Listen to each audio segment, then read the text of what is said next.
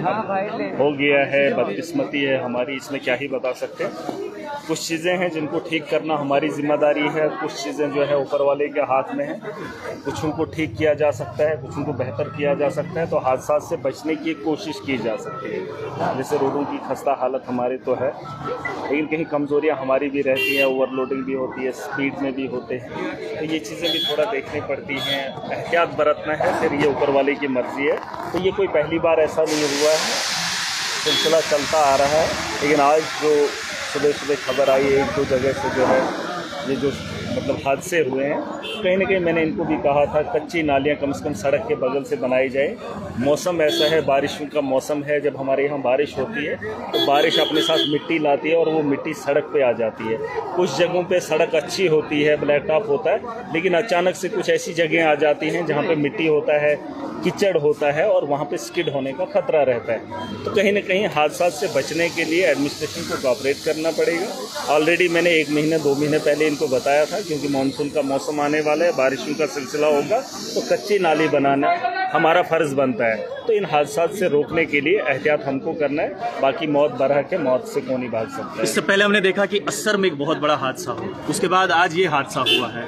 क्या traffic rule और कड़े होने चाहिए, ट्रैफिक पुलिस को और सख्ती अपनानी चाहिए? क्योंकि जिस टेम्पो में सिर्फ 9 से 12 लोग पास होते हैं, सवारियां पास होती है, उसी टेम्पो में 24 लोग सवार। देखिए, ये तो अल्लाह का शुक्र है, ऊपर वाले का शुक्र है कि 5 की डेथ हुई है, बाकी जिंदा है। शुक्र है, इसमें तो अल्लाह का शुक्र हमें करना चाहिए। अगर कहीं ऐसा ना होता पूरा का पूरा गांव दफनाना पड़ जाता। ये ऊपर वाले का सारा खेल है, उसी का निज़ाम है। ओवरलोड की बात जहाँ तक आती है, हमारे पास गाड़ियों की भी कमी रहती है।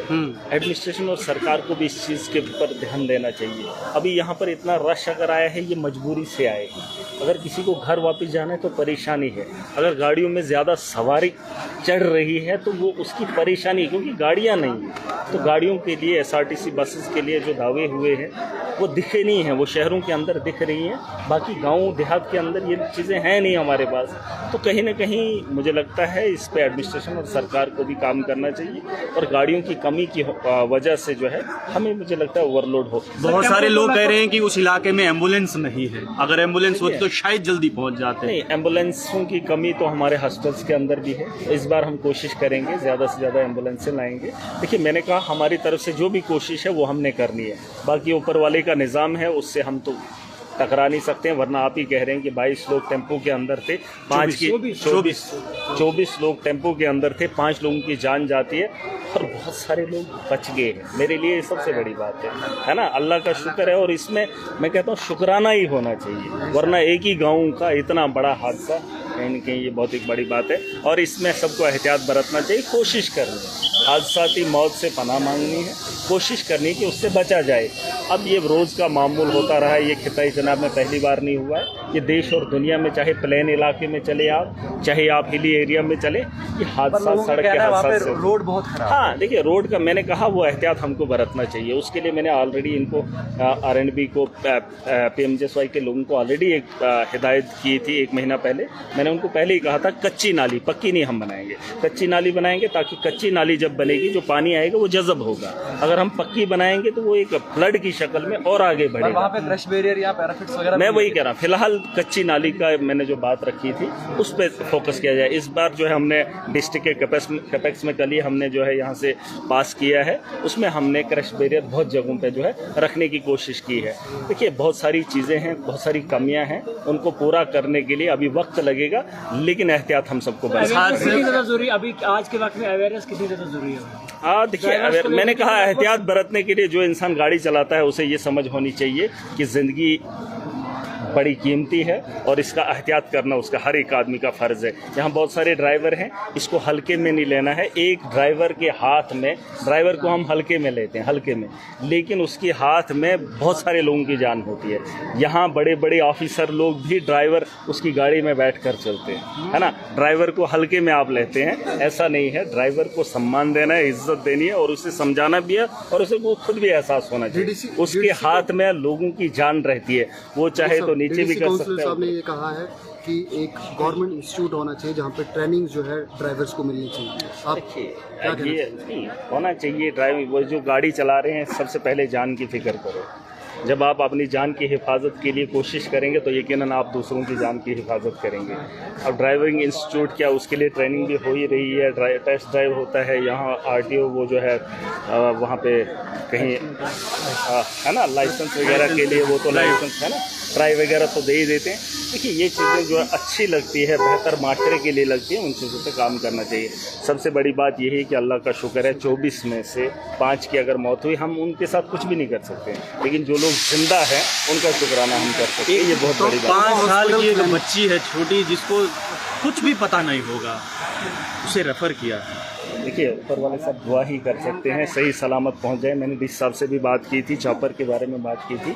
अब ये हमारी बदकिस्मती है, हम दूर दराज के इलाके में रहते हैं, लीडरशिप की कमी है, एडमिनिस्ट्रेशन की मतलब कमज़ोरी भी रहती है, उसके अलावा सरकारों की भी यहाँ नज़रसानी नहीं रहती है। चापर लाए जा सकते हैं, मातमदारी पे चापर पे पहुँचा जा सकता है, लेकिन एक आदमी की जान बचाने के लिए उसके लिए चापर का इंतज़ाम नहीं हो सकता है।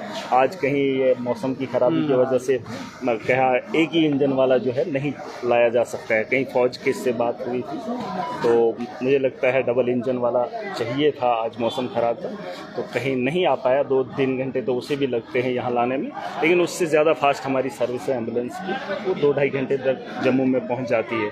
दुआ करिए सब लोग, जिन लोगों को इसका मतलब हादसा हुआ है, उन लोगों के जो बचे हैं वो सही सलामत अपने घरों को लौटे। ट्रॉमा टाइम के लिए ट्रॉमा हॉस्पिटल बनाया गया है, हॉस्पिटल की बात नहीं है। देखिए जिनकी हॉस्पिटल अभी भी फंक्शन नहीं है। बात अब हॉस्पिटल की नहीं, जब गाड़ी 600 मीटर या 600 फीट नीचे चली जाती है, 5 लोगों की मौत हो जाती है, आप हॉस्पिटल से क्या उम्मीद? हाँ जो बचे हैं आप इनका इलाज, जैसे इन्होंने अभी यहाँ पर कुछ लोगों को रखा है, कितने लोग हैं हमारे यहाँ? 16 लोग। उनकी ये गारंटी है कि ये लोग ठीक हैं, ये लोग यहाँ पर ठीक हो सकते हैं। जो क्रिटिकल हैं उनको यहाँ से रेफर किया गया, मतलब ये अब खतरे से बाहर है। एक स्पेशल हॉस्पिटल बनाया गया, ट्रॉमा स्पेशल, हॉस्पिटल, बहुत बड़ा हॉस्पिटल है। अब यहाँ पे काम होना चाहिए, इससे पनाह मांग लीजिए। मैंने कहा सबसे पहले बचने की कोशिश कीजिए, लेकिन जब आप खाई में चले जाएंगे तो डॉक्टर क्या, मुझे लगता है तो है ना, मौत तो बरहक है, इससे आप भाग नहीं सकते, लेकिन कोशिश कीजिए। सबको एक मैसेज दे दीजिए, जिसके पास गाड़ी है, जो ड्राइवर है, उसके अगर कोई अकेला गाड़ी चला रहा है, उसके पीछे उसका परिवार है। देखिए कितने लोग फिर परेशान होते हैं। मैं आज खुद घर पे था, मुझे अपने लिए प्रॉब्लम था, मैं उन चीज़ों को छोड़ के यहाँ पर पहुँचा, है ना। एक आदमी की जान जाती है लेकिन परेशानी पूरे इलाके को होती है ना, ये उन लोगों को समझना चाहिए। वो बड़े शौक से बाइक चलाते हैं, बड़े शौक से गाड़ियाँ घुमाते हैं। देखिए जिंदा रहोगे तो चलाओगे, आज छोटी गाड़ी चला रहे हो, जिंदा हो तो बड़ा होकर बड़ी गाड़ी चलाओगे, लेकिन अगर इतना जल्दी में जाओगे अपने आप को भी ख़त्म करके जाओगे और परिवार को भी मुश्किलों में डाल के जाओगे। बस एहतियात बरतना है, कोशिश करेंगे, फिर अल्लाह की मर्जी। Thank you. महराज मलिक का बातचीत कर रहे थे। देखिए जिन 5 लोगों ने